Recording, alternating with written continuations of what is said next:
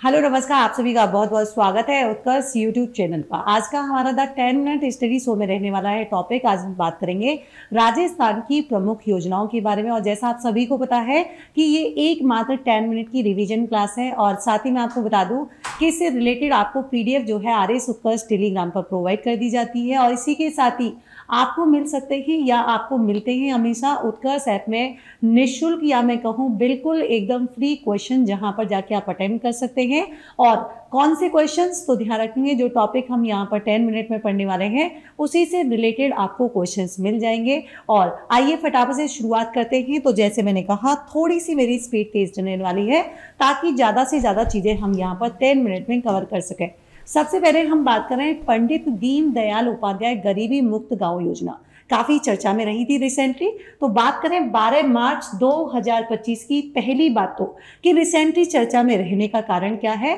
तो मार्च 2025 को वित्त एवं विनियोग विधेयक पर चर्चा का प्रत्युत्तर जो है देते समय हमारे जो मुख्यमंत्री जी हैं, जिनका नाम है भजन लाल जी, उन्होंने गरीबी मुक्त राजस्थान की परिकल्पना को साकार करने के लिए क्या है, इस योजना को प्रारंभ करने की घोषणा की थी। तो सबसे इंपॉर्टेंट बात तो यही है कि ये योजना कब से प्रारंभ की गई थी, 12 मार्च 2025 से। आखिर इसका उद्देश्य क्या है, तो ध्यान रखेंगे चरणबद्ध तरीके से जो है, जो चिन्हित गांव में है उनकी गरीबी रेखा यानी कि बीपीएल से जो नीचे जीवन यापन करने वाले जो गांव है या गांव के जो परिवार हैं, उनको क्या है, गरीबी रेखा से ऊपर लाना। आखिर इसके प्रथम चरण में कितने गांव को जो है यहाँ पर चिन्हित किया गया है, तो प्रथम चरण में 5000 गांव को चिन्हित किया गया है। लगभग यहाँ पर लागत किसके द्वारा, तो ये हमारी राजस्थान सरकार के द्वारा, नाम से ही समझ में आ रहा है ऑब्वियसली कि मुख्यमंत्री हैं, तो राजस्थान गवर्नमेंट ने शुरू की है। और ये दुर्लभ बीमारियों से पीड़ित यानी कि 0 से 8 वर्ष तक के बच्चों के लिए जो है ये योजना शुरू की गई थी। आखिर इसका मोटिव क्या है, तो जो दुर्लभ बीमारी से जो है पीड़ित हैं, बालक हो सकता है, बालिका हो सकती है, तो उनकी यहाँ पर देखभाल और यहाँ पर उनको फैसिलिटी प्रोवाइड करने के लिए हमारी स्टेट गवर्नमेंट जो है वो यहाँ पर इकोनॉमिकली सपोर्ट यहाँ पर दे रही है। तो इसीलिए ये शुरू की गई थी। आखिर क्या इसकी पात्रता है, क्या इसकी टर्म एंड कंडीशन है, तो बालक बालिका की उम्र जो है एक तो 18 वर्ष से कम होनी चाहिए।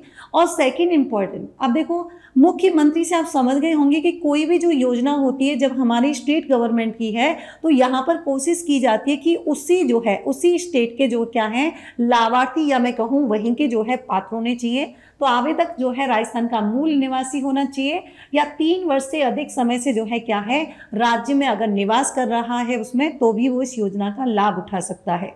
साथ ही साथ जो इस बीमारी से पीड़ित हैं बालक या बालिका, उनको आर्थिक सहायता की अतिरिक्त इंडियन गवर्नमेंट और राज्य सरकार की अन्य योजनाओं के तहत भी जो है लाभ प्रदान किया जा सकता है। यही नहीं, दुर्लभ बीमारी से पीड़ित बालक बालिका के माता पिता की आय सीमा जो है वो इस पर लागू नहीं होती है, पहली चीज।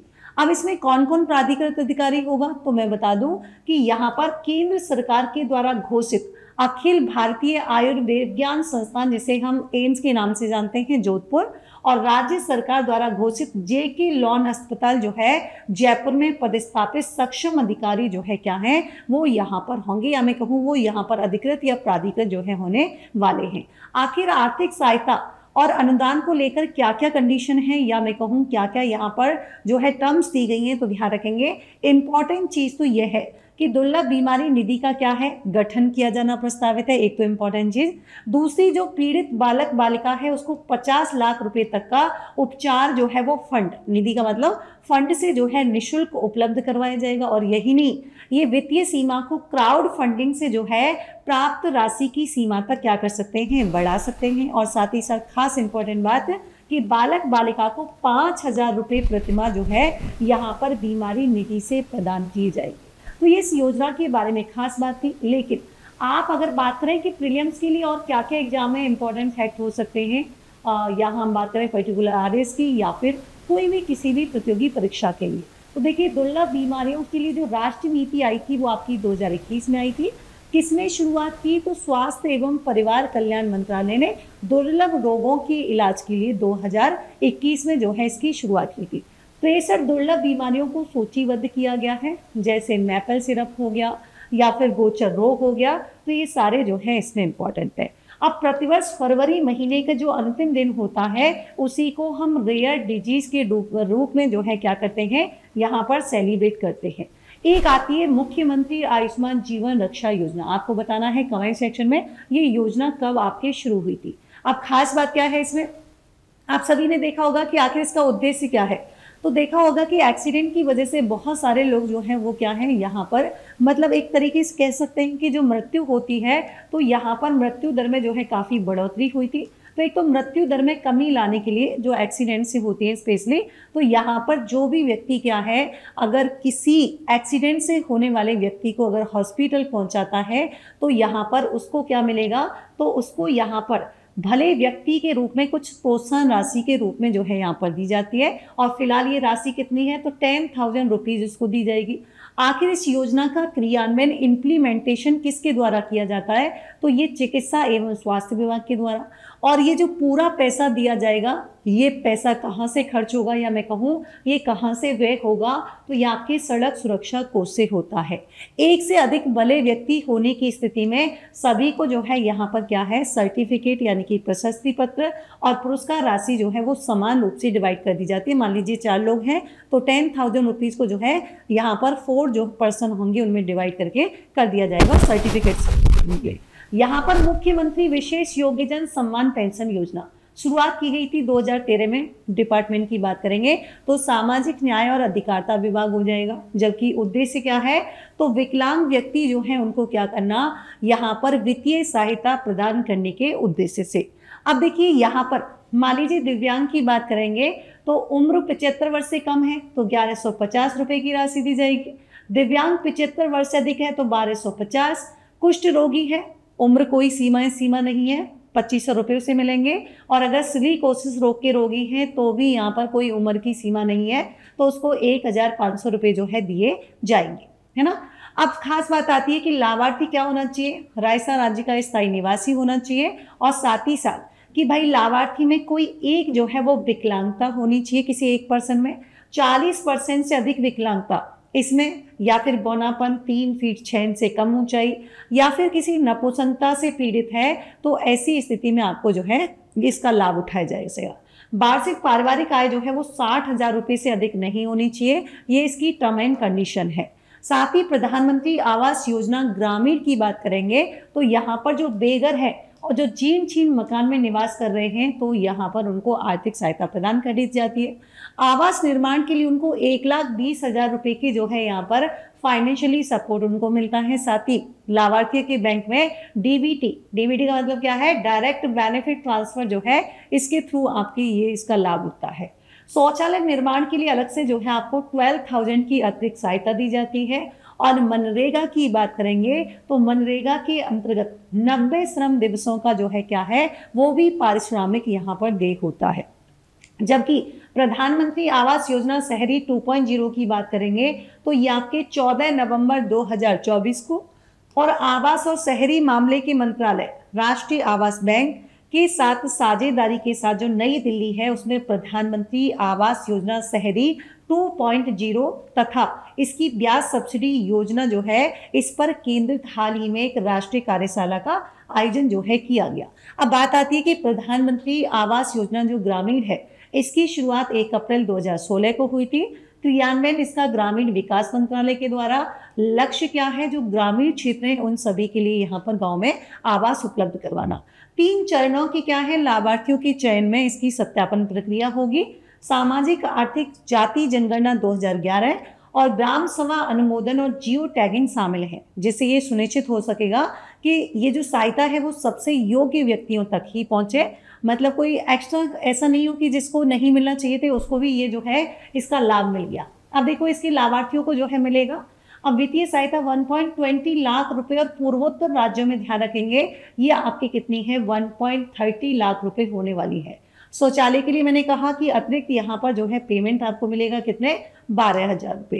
रोजगार सहायता की बात करेंगे तो 90-95 व्यक्ति जो है इनको यहाँ पर दिवस अकुशल मजदूर रोजगारी का अनिवार्य जो है प्रावधान किया गया है। बुनियादी सुविधाओं की बात करेंगे तो यहाँ पर जैसे पानी, तरलीकृत पेट्रोलियम गैस, एलपीजी वगैरह, बिजली कनेक्शन जो है ये भी आपके कुछ बुनियादी दी जा सकती हैं। प्रधानमंत्री आवास योजना शहरी के बारे में बात करेंगे। आवास योजना शहरी 25 जून 2015 से शुरू की गई थी। क्रियान्वयन आवासन और शहरी कार्य मंत्रालय के द्वारा किया जा रहा है।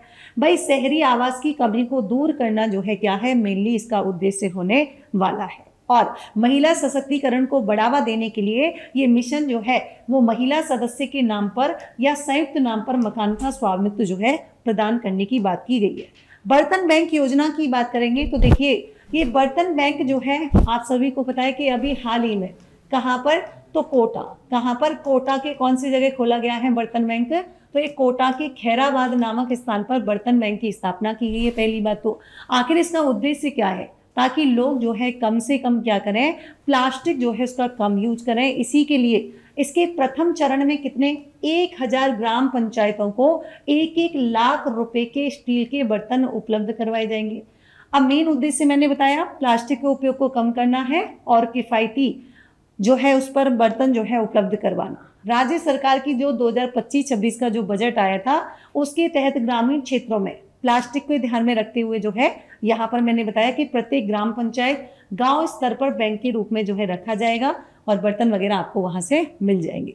प्रत्येक ग्राम पंचायत बर्तन का जो न्यूनतम सेट होगा वो यहाँ पर 400 सेट उपलब्ध हैं और प्रत्येक सेट में 1 प्लेट, 3 कटोरी, 1 चम्मच, 1 गिलास से जो है टोटल यहाँ पर 6 बर्तन होंगे जिस पर संबंधित ग्राम पंचायत की मार्किंग यहाँ पर की जाएगी।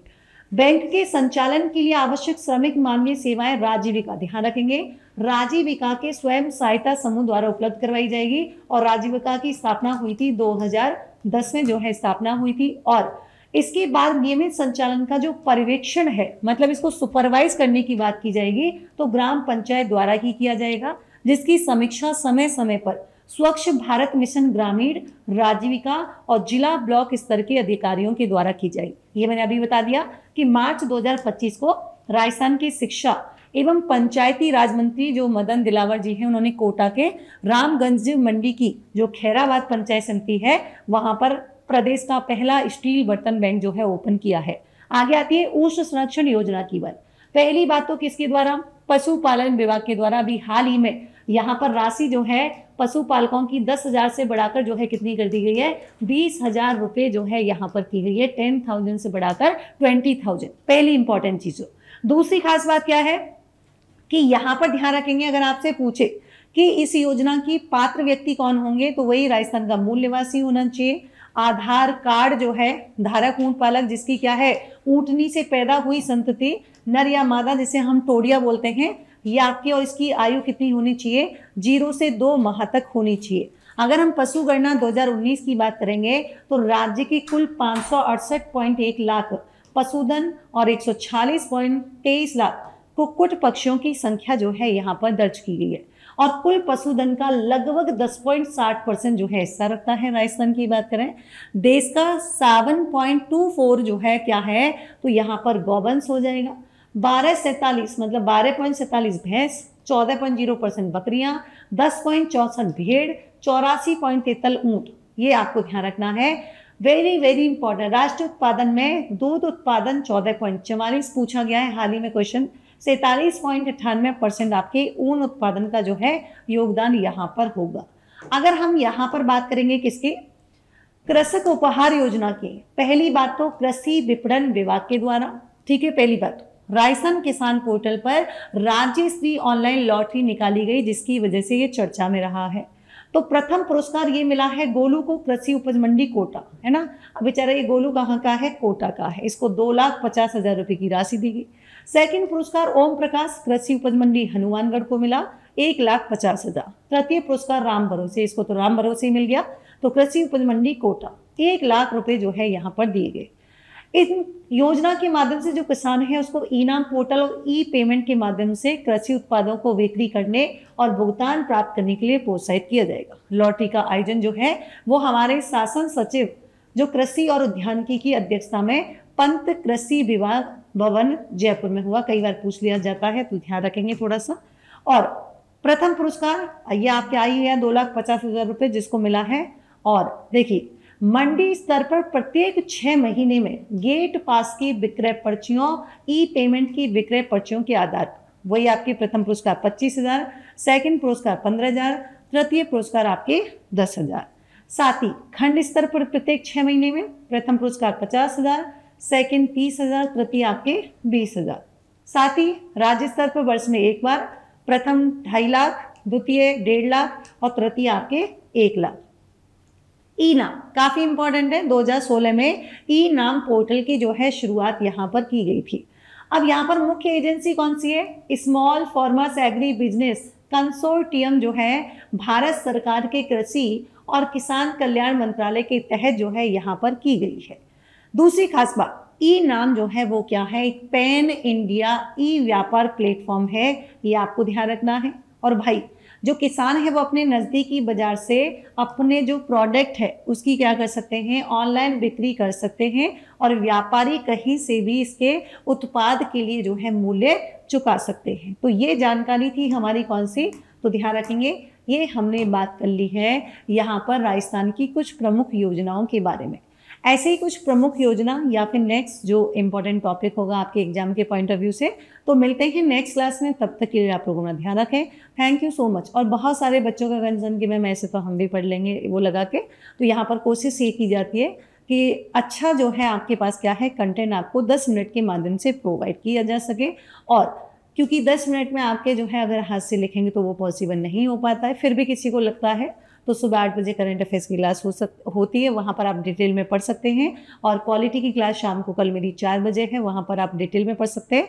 मैं आपको MCQ कराने वाली हूँ शाम को 4 बजे, कंप्लीट पॉलिटी के MCQ RS उत्कर्ष यूट्यूब चैनल पर मैं कराऊंगी। तो ये कुछ खास जानकारी आपके लिए यहाँ पर मैं आपको बता दूँ कि देखिए यहाँ पर सबसे इम्पॉर्टेंट चीज़ अगर हम बात करें RS को लेकर, तो बहुत सारे बच्चे जिनका सपना है RS के लिए, तो RS प्रीलियम 2025 आपके बैच स्टार्ट होने वाला है 21 अगस्त 2025 को। और इसकी जो प्राइज है, इसकी प्राइस रहने वाली है 7,500 रुपीज़ में आपको मिलने वाला है। और साथ ही RS फाउंडेशन LFC जो कि आपके जयपुर और जोधपुर दोनों शहरों में अवेलेबल है, जिसकी स्टैंडर्ड फीस 25,000 रुपये और प्राइम फी जो है आपके 30,000 रुपये है। निर्मल इंग्लिश मीडियम बैच जो कि आपकी लाइफ फॉर्म स्टूडियो रहने वाला है, जिसकी फीस की बात करेंगे आपके 15,000 रुपये जो है आपको मिलने वाली है। तो साथ ही RS प्रीलियम C मैंने बता दिया है। तो मिलते हैं एक नए सेशन में। Thank you so much.